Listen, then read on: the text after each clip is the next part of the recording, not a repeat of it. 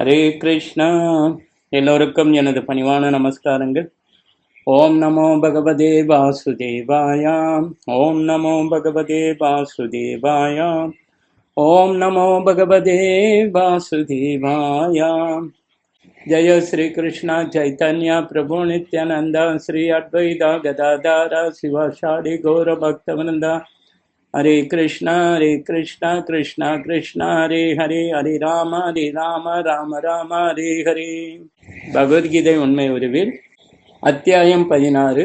அத்தியாயத்தின் தலைப்பு தெய்வீக மற்றும் அசுர இயல்புகள்.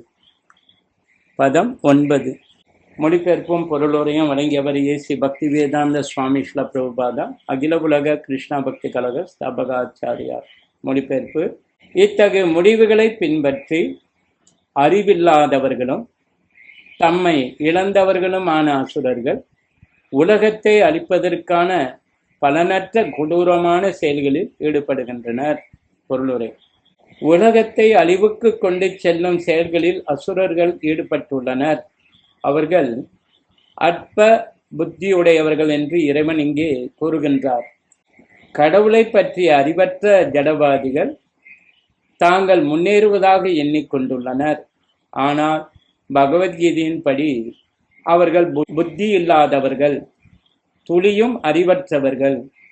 இந்த ஜட உலகை முடிந்தவரை அனுபவிக்க அவர்கள் முயற்சி செய்கின்றனர். ஆதலால் புலனுகர்ச்சிக்காக ஏதேனும் ஒன்றை கண்டுபிடிப்பதில் அவர்கள் எப்பொழுதும் ஈடுபட்டுள்ளனர். இத்தகைய பௌதிக கண்டுபிடிப்புகள் மனித சமூகத்தின் முன்னேற்றமாக கருதப்படுகின்றன. ஆனால் அவற்றின் விளைவு மக்கள் மென்மேலும் வன்முறைகளாலும் கொடூரமானவர்களாகவும் வளர்கின்றனர். மிருகங்களிடமும் இதர மனிதர்களிடமும் கொடூரமாக நடந்து கொள்கின்றனர். மற்றவர்களிடம் எவ்வாறு நடந்து கொள்ள வேண்டும் என்பதை பற்றிய கருத்து அவர்களிடம் இல்லை. மிருகவதை அசுர மக்களிடையே மிகவும் பரவலாக காணப்படுகின்றது. இத்தகைய மக்கள் உலகின் எதிரிகளாக கருதப்படுகின்றனர். ஏனெனில் எல்லோருக்கும் அழிவை கொடுக்கும் ஏதேனும் ஒன்றை இவர்கள் இறுதியில் கண்டுபிடிக்கவோ உண்டாக்கவோ செய்வர். உலகம் முழுவதும் தற்போது பெருமைப்பட்டு கொண்டுள்ள அணு ஆயுத கண்டுபிடிப்பினை இப்பதம் மறைமுகமாக முன்னறிவிக்கின்றது. எந்த நேரத்திலும் போர் வரலாம். இந்த அணு ஆயுதங்கள் பெரும் நாசத்தை உண்டு பண்ணலாம். இத்தகைய விஷயங்கள் உலகினை அழிப்பதற்காக மட்டுமே படைக்கப்பட்டுள்ளன. இங்கே சுட்டிக்காட்டப்படுகின்றது. இறை உணர்வு இல்லாததால் மனித சமூகத்தில் இத்தகைய ஆயுதங்கள் கண்டுபிடிக்கப்படுகின்றன. இவை உலக அமைதிக்காகவோ வளமைக்காகவோ அல்ல. பதம் 10. மொழிபெயர்ப்பு: அசுர தன்மையுடையவர்கள் திருப்தியடையாத காமத்திடம் தஞ்சமடைந்து கர்வம் மற்றும் பொய் கௌரவத்தின் கவர்ச்சியில் மூழ்கி வைக்கப்பட்டுள்ளனர். எப்போதும் தூய்மையற்ற விருதங்களில் ஈடுபடும் அவர்கள் நிரந்தரமற்ற பொருள்களால் கவரப்படுகின்றனர். பொருளுரை: அசுர மனப்பான்மை இங்கே விவரிக்கப்படுகின்றது. அசுரர்களின் காமம் என்றும் திருப்தி அடைவதில்லை. பௌதிக இன்பத்திற்கான திருப்தி செய்ய முடியாத தங்களது ஆசைகளை அவர்கள் மென்மேலும் அதிகரித்து கொண்டே போவார்கள். நிரந்தரமற்ற விஷயங்களை ஏற்பதால் அவர்கள் எப்போதும் ஏக்கம் நிறைந்தவர்களாக உள்ளனர். இருப்பினும் மயக்கத்தினால் இத்தகு செயல்களில் தொடர்ந்து ஈடுபடுகின்றனர். அவர்களுக்கு அறிவு இல்லை. தவறான வழியில் முன்னோக்கி செல்கிறோம் என்பதை காண முடியாது. நிரந்தரமற்ற விஷயங்களை ஏற்கும் அத்தகைய அசுர மக்கள் தங்களுக்கென ஒரு கடவுளை உருவாக்கி தங்களது சொந்த மந்திரங்களை படைத்து அவற்றை உச்சரிக்கவும் செய்கின்றனர். அதன் விளைவு என்னவெனில் காம சுகம், பௌதிக சொத்துக்களை குவித்தல் ஆகிய 2 விஷயங்களில் அவர்கள் மென்மேலும் கவரப்படுகின்றனர். தூய்மையற்ற விரதங்கள் என்னும் சொல் இவ்விஷயத்தில் மிகவும் குறிப்பிடத்தக்கதாகும். அத்தகைய அசுர மக்கள் மது, மங்கை, சூது, மாமிச உணவு ஆகியவற்றால் மட்டுமே கவரப்படுகின்றனர். இவையே அவர்களது தூய்மையற்ற பழக்கங்களாகும்.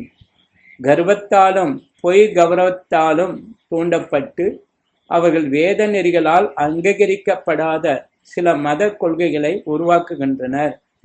இத்தகைய அசுரர்கள் உலகத்தில் மிகவும் வெறுக்கத்தக்கவர்களாக இருந்தாலும் செயற்கையான முறைகளால் உலகம் அவர்களுக்கு ஒரு பொய்யான மரியாதையை உண்டாக்குகின்றது. அவர்கள் நரகத்தை நோக்கி சென்றாலும் தம்மை மிகவும் முன்னேற்றம் அடைந்தவர்களாக எண்ணிக்கொள்கின்றனர். பதங்கள் 11-12. மொழிபெயர்ப்பு. மனித நாகரிகத்தின் முக்கிய தேவை புலன்களை திருப்தி செய்வதே என்று அவர்கள் நம்புகின்றனர். இவ்வாறாக வாழ்வின் இறுதி வரையுள்ள அவர்களது கவலைகள் அளக்க முடியாதவை. ஆசைகள் என்னும் நூற்றுக்கணக்கான கயிறுகளால் பந்தப்படுத்தப்பட்டு காமத்திலும் கோபத்திலும் மூழ்கி அவர்கள் புலனுகர்ச்சிக்காக அநியாயமான வழிகளில் செல்வத்தை சேகரிக்கின்றனர். பொருளுரை. புலனின்பமே வாழ்வின் இறுதி குறிக்கோள் என்று ஏற்கும் அசுரர்கள் அக்கருத்தினை மரணம் வரை தொடர்கின்றனர். மரணத்திற்கு பிறகு வாழ்க்கை உள்ளது என்பதை அவர்கள் நம்புவதில்லை. ஒருவன் இவ்வுலகில் செய்யும் செயல்களுக்கு அல்லது கர்மத்திற்கு ஏற்ப பல்வேறு விதமான உடல்களை அடைகின்றான் என்பதிலும் அவர்களுக்கு நம்பிக்கை இல்லை. வாழ்க்கைக்கான அவர்களது திட்டங்கள் எப்போதும் முடிவுறுவதில்லை. திட்டத்திற்கு மேல் திட்டம் தீட்டிக்கொண்டே செல்கின்றனர். இத்திட்டங்கள் எதுவும் ஒருபோதும் முடிவு பெறப் போவதில்லை.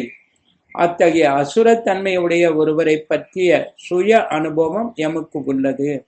அவர் மரண தருவாயிலும் கூட தனது வாழ்நாளை 4 வருடங்களுக்காக நீடிக்குமாறு மருத்துவரிடம் வேண்டினார். ஏனெனில் அவரது திட்டங்கள் இன்னும் முடிவு பெறவில்லை. வாழ்க்கையின் ஒரு கணத்தை கூட மருத்துவரால் நீடிக்க முடியாது என்பதை இத்தகு முட்டாள் மக்கள் அறிவதில்லை. கட்டளை வந்துவிட்டால் மனிதனுடைய ஆசைக்கு இடமே இல்லை. ஒருவன் எவ்வளவு காலம் அனுபவிக்க வேண்டும் என்று விதிக்கப்பட்டுள்ளதோ அதற்கு மேல் ஒரு நொடியை கூட இயற்கையின் சட்டங்கள் அனுமதிப்பதில்லை. கடவுளின் மீதோ தன்னுள் இருக்கும் பரமாத்மாவின் மீதோ நம்பிக்கை இல்லாத அசுரத்தன்மையுடைய மனிதன் வெறும் புலனுகர்ச்சிக்காக எல்லா விதமான பாவச் செயல்களையும் செய்கின்றான். தனது இதயத்திற்குள் ஒரு சாட்சி அமர்ந்திருப்பதை அவன் அறியான். அந்த பரமாத்மா தனிப்பட்ட ஆத்மாவின் செயல்களை கவனித்துக் கொண்டிருக்கின்றார். உபனிஷத்துக்களில் கூறப்பட்டிருப்பதைப் போல ஒரு மரத்தில் 2 பறவைகள் அமர்ந்துள்ளன. செயல்படும் பறவையான ஒன்று கிளைகளின் கனியை உண்டு இன்புறவோ துன்புறவோ செய்கின்றது. மற்றதோ சாட்சியாக இருக்கின்றது.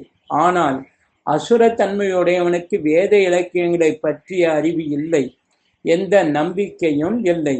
எனவே விளைவுகளை பற்றி சிந்திக்காமல் புலனின்பத்திற்காக எதையும் செய்வதை அவன் சகஜமாக உணர்கிறான். பதங்கள் 13, 14, 15. மொழிபெயர்ப்பு. அசுரத்தன்மையுடையவன் எண்ணுகின்றான், இன்று என்னிடம் எவ்வளவு சொத்து உள்ளது, எனது திட்டங்களின்படி நான் நிறைய லாபம் அடையப் போகின்றேன். தற்போது இவ்வளவு என்னுடையதாக இருக்கின்றது, எதிர்காலத்தில் இது மென்மேலும் பெருகும். அவன் என்னுடைய எதிரி, அவனை நான் கொன்றுவிட்டேன். என்னுடைய மற்ற எதிரிகளும் கொல்லப்படுவர். நானே எல்லாவற்றின் இறைவன், நானே அனுபவிப்பாளன், நானே பக்குவமானவனும் பலமுடையவனும் மகிழ்ச்சியானவனும் ஆவேன். செல்வாக்கு மிக்க உறவினர்களால் சூழப்பட்ட மிகப்பெரிய செல்வந்தன் நானே. என்னை போன்று சக்தியுடையவனும் மகிழ்பவனும் வேறு யாரும் இல்லை. நான் யாகங்கள் செய்வேன், தானங்கள் கொடுப்பேன், இவ்வாறு இன்பமாக இருப்பேன். இவ்விதமாக அத்தகு மக்கள் அறியாமையினால் மயக்கப்பட்டுள்ளனர். பதம் 16. மொழிபெயர்ப்பு. இவ்வாறு அநேக கவலைகளால் குழப்பமற்று மோகத்தின் வலையினால் சூழப்பட்ட அவர்கள் புலனின்பத்தில் பலமான பற்றுடையவர்களாகி நரகத்தில் வீழ்ச்சியுறுகின்றனர். பொருளுரை. செல்வத்தை சேர்க்கும் தனது ஆசையின் எல்லையினை அசுரத்தன்மையுடையவன் அறிவதில்லை. அது வரம்பற்றதாகும். தன்னிடம் தற்போது இவ்வளவு செல்வம் உள்ளது என்றும் இருக்கும் செல்வத்தை மென்மேலும் ஈடுபடுத்துவதற்கான திட்டங்கள் யாவை என்பதை மட்டுமே அவன் எண்ணுகின்றான். இதற்காக அவன் எந்த பாவகரமான வழியிலும் ஈடுபட தயங்குவதில்லை. எனவே அநியாயமான இன்பத்திற்காக அவன் கருப்பு சந்தையில் ஈடுபடுகின்றான். அவனிடம் ஏற்கனவே இருக்கும் நிலம், குடும்பம், வீடு மற்றும் வங்கி இருப்பினால் மிகவும் மயக்கப்பட்டு அவற்றை அதிகரிப்பதற்காக அவன் எப்போதும் திட்டமிட்டு கொண்டுள்ளான். தனது சொந்த பலத்தில் நம்பிக்கை கொண்டுள்ள அவன் தன்னால் அடையப்படுபவை தனது கடந்த கால நற்செயல்களின் விளைவே என்பதை அறியாதவனாக இருக்கின்றான். இத்தகைய விஷயங்களை சேகரிப்பதற்கு அவனுக்கு ஒரு வாய்ப்பு கொடுக்கப்பட்டுள்ளது. ஆனால் தனது முந்தைய காரணங்களை பற்றிய எந்த அறிவும் அவனிடம் இல்லை. தன்னுடைய பெரும் சொத்துக்கள் அனைத்திற்கும் தனது சொந்த முயற்சியே காரணம் என்று அவன் எண்ணிக்கொண்டுள்ளான். அசுரத்தன்மையினன் தனது சொந்த செயல்களின் வலிமையில் நம்பிக்கையுடன் இருக்கின்றான். கர்மத்தின் விதிகளை நம்புவதில்லை.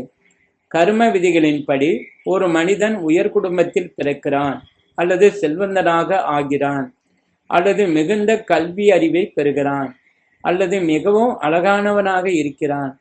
இவை அவனால் முன்பு செய்யப்பட்ட நற்செயல்களின் விளைவுகளே. ஆனால் அசுரத்தன்மை உடையவனோ இவையெல்லாம் தற்செயலானவை என்றும் தனது சொந்த திறமையின் வலிமையினால் சேர்க்கப்பட்டவை என்றும் எண்ணுகின்றான். பல தரப்பட்ட மக்கள் அழகு மற்றும் கல்விக்கு பின்னால் ஓர் ஏற்பாடு இருப்பதை அவன் உணர்வதில்லை. இத்தகைய அசுரத்தன்மையுடைய மனிதனிடம் போட்டிக்கு வரும் எவனுமே அவனது எதிரியாகி விடுகிறான். அசுரத்தன்மையுடைய மக்கள் பலர் இருக்கின்றனர். இவர்களில் ஒவ்வொருவனும் மற்றொருவனுக்கு எதிரியே. இந்த விரோதம் மென்மேலும் ஆழமாகி கொண்டு செல்கின்றது. நபர்களுக்கு இடையில், பின்னர் குடும்பங்களுக்கு இடையில், சமூகங்களுக்கு இடையில் என்று இறுதியில் நாடுகளுக்கு இடையில் இந்த விரோதம் வளர்கின்றது.